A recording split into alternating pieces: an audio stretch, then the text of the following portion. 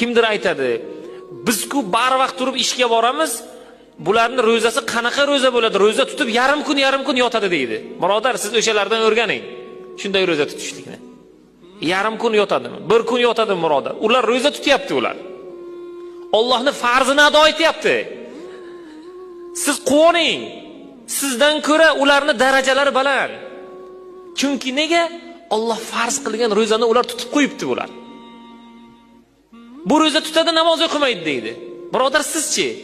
Siz namoz ham o'qimaysiz, ro'za ham tutmaysiz. Sizdan darajasi baland buni.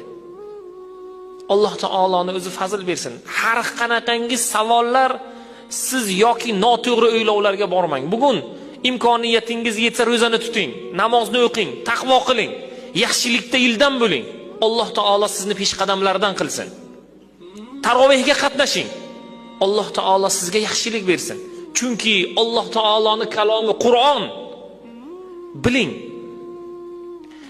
bir joyga manfaat beradi u. Alloh taolo Qur'onni shifo dedi. Buni eshityapmiz. Shifo. Qayerga shifo? Quloqimizga shifodir, ko'zimizga shifodir. Tik turyapmiz. Alloh buni fazl o'laroq yaratdi.